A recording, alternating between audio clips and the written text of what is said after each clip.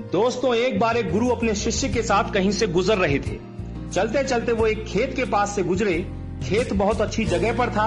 वहाँ की जमीन बहुत उपजाऊ थी, पर उस खेत की हालत देख के लगता था कि उस खेत का मालिक उस पर जरा भी ध्यान नहीं देता है। पूरी तरह से उजाड़ सी हालत थी उस खेत की। खैर, दोनों को बहुत प्यास लगी थी, तो वो खेत के बीच में बने एक टूटे फूटे घर के सामने पहुँचे। दरवाजा खटखटाया। अंदर से एक आदमी निकला। उसके साथ उसकी पत्नी और 3 बच्चे भी थे।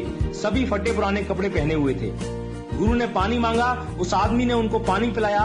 फिर गुरु ने उससे पूछा कि भाई साहब, आपके पास इतना बड़ा खेत है, ना वहाँ पर कोई फसल है, ना फलों के कोई पेड़ है, आखिर आप अपना गुजारा करते कैसे हैं?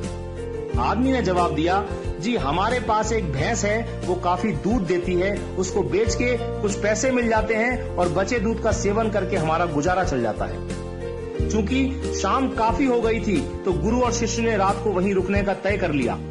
आधी रात को जब सब गहरी नींद में सो गए, तब गुरु ने शिष्य को उठाया और कहा कि चलो चलो, हमें अभी यहाँ से निकलना है, पर जाने से पहले हम उस आदमी की भैंस को पहाड़ से गिराकर मार डालेंगे। ऐसा करने का शिष्य का जरा भी मन नहीं था। उसे यह बहुत गलत लगा, पर वो गुरु की बात को टाल नहीं सका। तो वो भैंस को मारकर रातों रात वहां से गायब हो गए। ये बात शिष्य के मन में बैठ गई थी।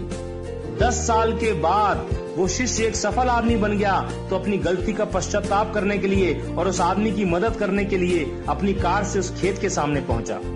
पर वहां उसने देखा कि उजाड़ खेत एक शानदार फलों के बगीचे में बदल चुका था। टूटे फूटे घर की जगह एक शानदार बंगला खड़ा था। जहां एक अकेली भैंस बंधी होती थी, वहां कई अच्छी नस्ल की गाय और भैंसें बंधी हुई थी। शिष्य ने सोचा कि शायद वो परिवार अपनी जमीन किसी को बेच के कहीं चला गया है, और ये सोचकर वो वापस लौटने लगा, तो उसे खेतों में वही 10 साल पहले वाला आदमी दिखाई दे गया। शिष्य उसके पास पहुंचा, बोला, शायद आपने मुझे पहचाना नहीं, 10 साल पहले मैं आपसे मिला था। फिर वो आदमी बोला, नहीं नहीं, ऐसा नहीं है, मुझे याद है, आप और आपके गुरु आए थे। उस रात को तो मैं कभी भूल ही नहीं सकता। आप लोग बिना बताए चले गए, पर उस दिन न जाने कैसे हमारी भैंस पहाड़ से नीचे गिर के मर गई। कुछ दिन तो समझ ही नहीं आया कि क्या करें, पर जीने के लिए कुछ तो करना था, सो लकड़ी काट कर बेचने लगा।